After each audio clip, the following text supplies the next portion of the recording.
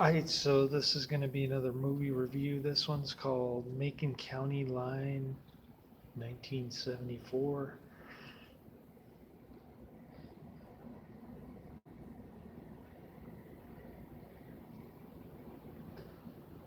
This is going to be a Max Bauer production written by and starring Max Bauer, Jethro Bodine from the Beverly Hillbillies, also a prize boxer guy. Uh, so it's kind of unusual to see him in this kind of serious role, but he plays a kind of Barney Fife racist deputy sheriff, and shoot first, ask questions later kind of guy. He's a bad influence on his son in that regard. Doesn't teach him how to handle guns properly, and is more worried about segregation, keeping segregation alive, than he is about teaching his son how to handle guns properly. And not that the son isn't impressionable to begin with, but yeah. So it's kind of boring soap opera. The first hour or so. Only action really occurs at the ending, which kind of made the movie a little bit better. I'm giving it 2 out of 5 stars. I just like this movie. It was pretty popular in the drive-in theaters at the time. It's kind of a redneck exploitation movie, I guess. But anyways, it's got the girl from Badlanders in it.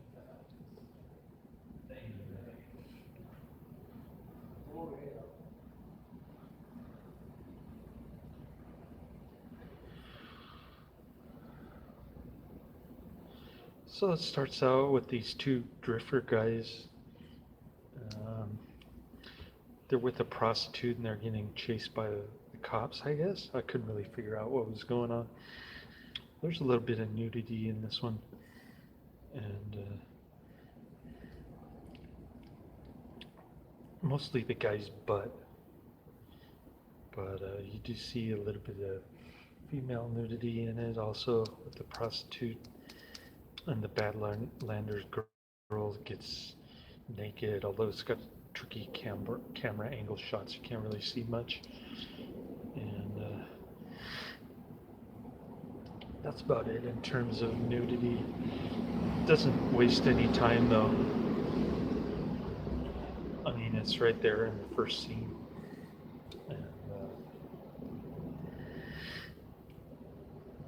And these guys, they get their car towed. They go pick it up, and they're charged like $25, which is a lot of money back then. This movie takes place in 1954, Louisiana. And the next scene, they kind of, I guess they're doing a dine and ditch kind of thing. Then they do a prank on the police car because the police are there at the diner, just happen to be there at the same time. They do the change trick that is stolen directly from American Graffiti, so that kind of irritated me. And it wasn't as funny. I couldn't really relate to the characters at all in this movie. And that's one of the reasons why I disliked it. It's kind of a boring soap opera for the first 60 minutes, like I said, and it rips off American Graffiti in that second scene, I guess, the diner. Or is it the third scene? I guess the second scene is when they're at the tow yard. I don't know how they found the tow yard. A lot of plot holes in this one. Anyways, Um, they pick up the hitchhiker, the Badlanders girl. I guess she's going to Dallas, but they don't really say why. Another plot hole. Um, so the car breaks down. There's something wrong with the fuel pump, and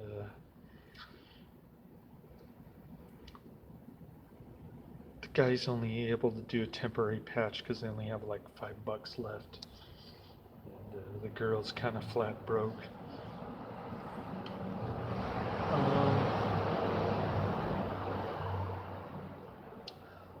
So it's only, it can't even get, the car can't even get them to the nearest repair place in Thornton. I guess is the name of the town.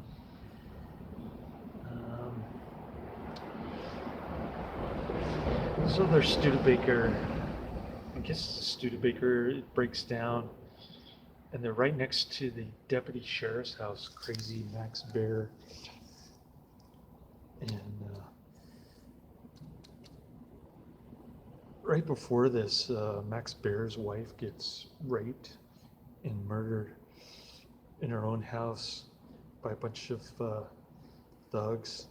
They end up shooting a cop because they get pulled over for broken taillight. And cops notice some artillery stuff in the back seat, so they start chasing them, and one of the cops ends up getting shot. The Barney Fife superior, the sheriff, he's decides to shoot one of their hands because they refuse to sign a confession. And in the meantime, Max Baer gets home with the son.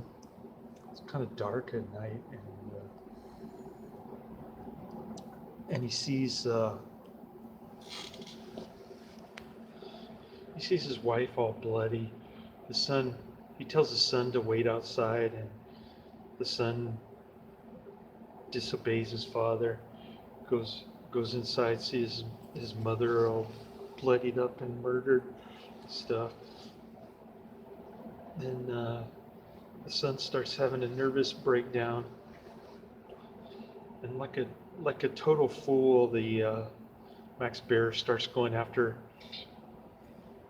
the innocent youngsters. It just happened to be one of them just happened to be sleeping in the Studebaker. So they run away. They've got a shotgun, but they don't try to shoot the guy, Max Baer, aka Jethro.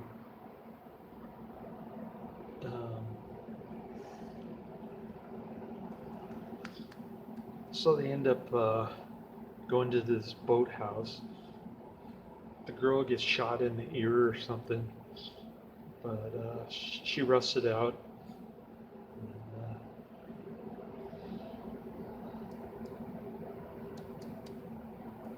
Then her boyfriend, one of the brothers,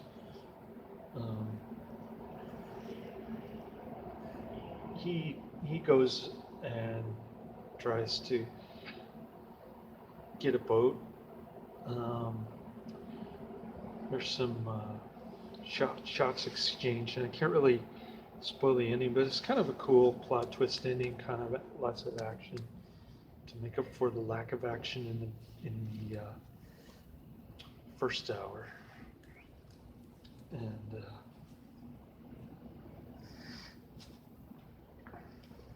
hi. Hi there. Do you have a charger? No. For an iPhone? No, I just have it for Android. They might have one inside. Yeah, maybe front desk has one. Thank you. All right.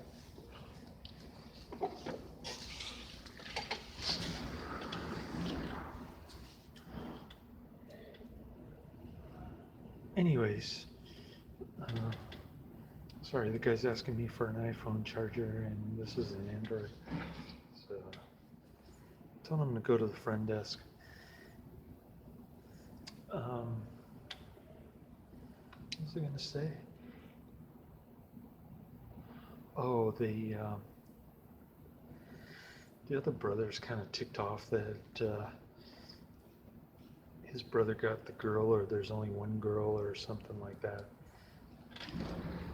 Like you can't have sloppy seconds kind of thing. And the hairstyles, they look more like mid 70s rather than mid 50s. So it's kind of a Happy Days kind of thing. But I don't know. I just couldn't get into this movie. I thought it was really tedious and boring. I wanted to take naps rather than watch it all the way through like I did with What Have You Done to Solange, which is a much better movie. The next movie I have is trying to remember.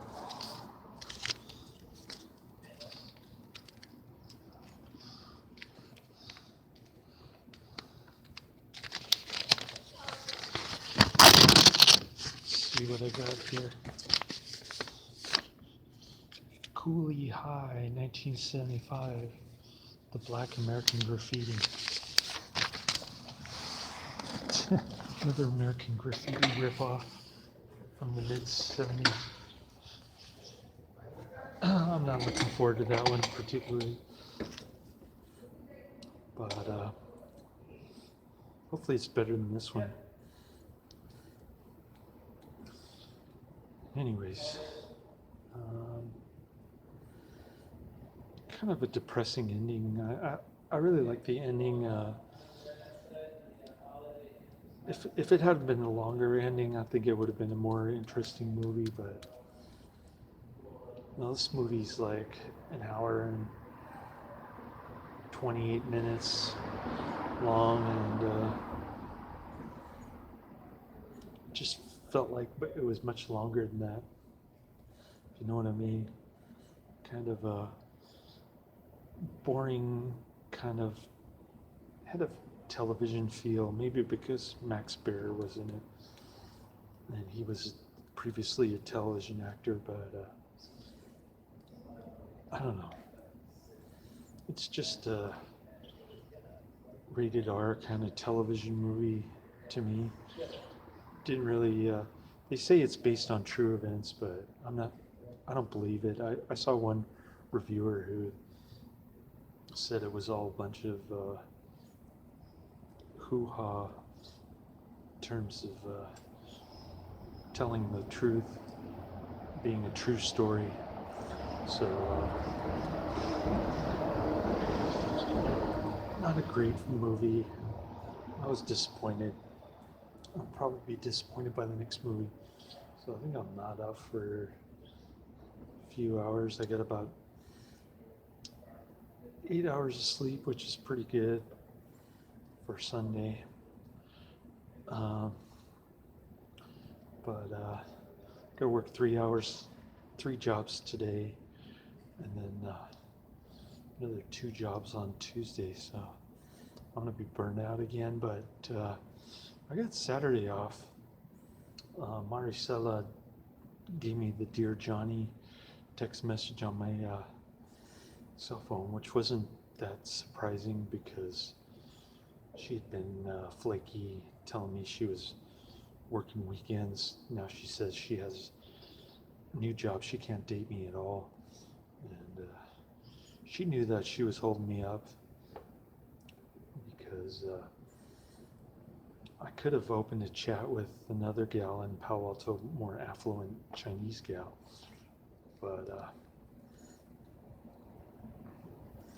But she was holding me up actually, which is kind of ironic. She knew what she was doing, but she kind of let it drag on for a month. And I couldn't open a conversation with the Chinese gal because I didn't have enough beans to reopen the chat. So I've been using Happen a lot. Tinder is kind of for gold diggers and prostitutes. So I haven't really been using that at all. for dating anyway. And my son started watching Garfield on Netflix. I guess he had been reading the Chinese version of Garfield, that the books from the library or something, or maybe he got it at his school. I don't know. Probably from the library.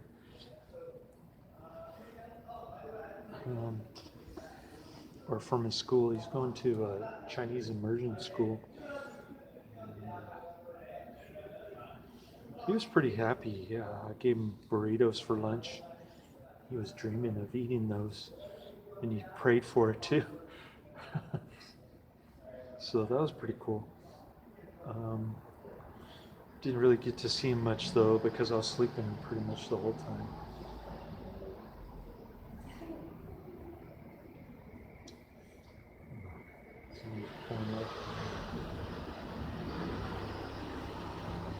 Oh, it's a lift car. Tinted windows.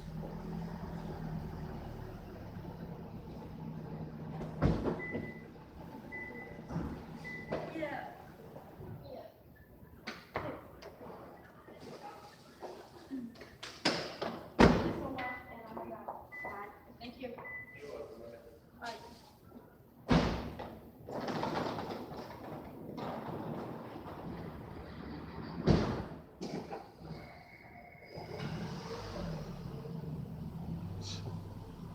Lexus hybrid.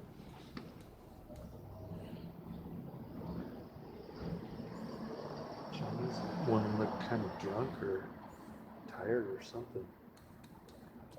Anyways,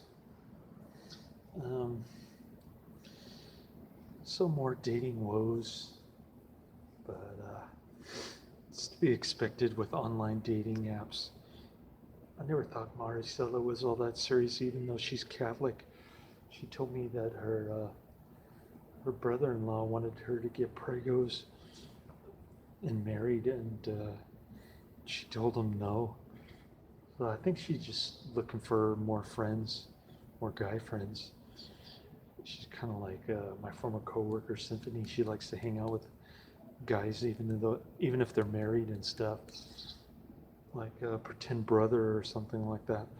Although she did let me hug her, dry hump her, and kiss her on the cheek on the second date, but I guess she had a change of heart, which wasn't all that surprising, like I said. I wasn't much better because of my crazy schedule, working 4 jobs, but anyways, I sent a few messages on Happen. Haven't gotten any responses yet, other than 24-year-old black transsexual who looks like a gold digger, and she even put not serious, looking for anything serious on her Happen profile. He, her, his, whatever. Best of both worlds, I guess. If you're into that kind of thing, I'm not really into it. Mostly because I don't want to get syphilis or AIDS or something. I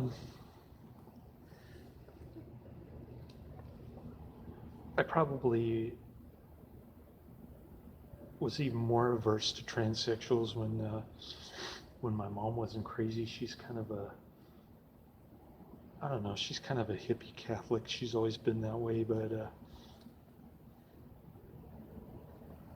I'm sure she wouldn't approve of a transsexual wife, as George Kennedy says in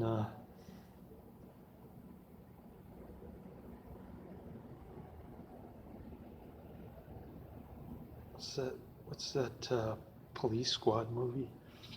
Naked Gun 2? Yeah, sorry, my memory's not too good. Anyways, I guess I'll watch Coolie High, which is kind of a good name for a movie similar to What Have You Done to Solange? And hopefully the movie is as good as the name, but I'm not keeping my hopes up too high after watching Macon County Line. It just really irritated me that they ripped off the American Graffiti scene, and it wasn't that funny.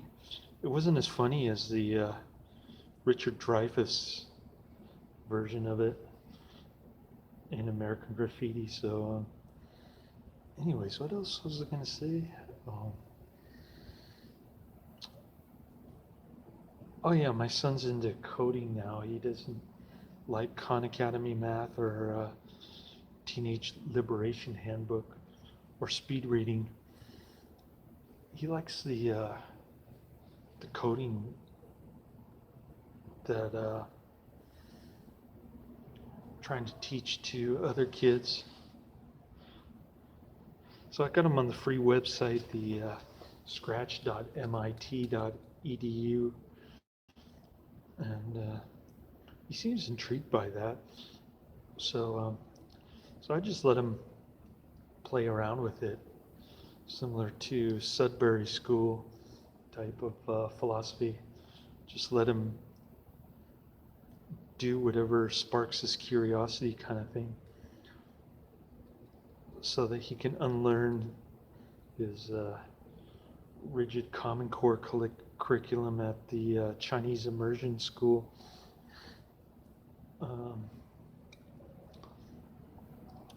So there's that. I should probably cancel the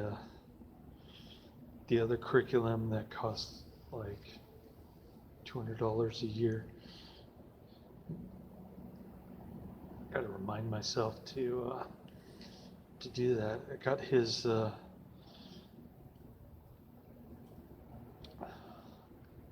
prescription Ventolin, which is for his asthma, but he hasn't really had an asthma attack since I don't know. It's been about 5 years.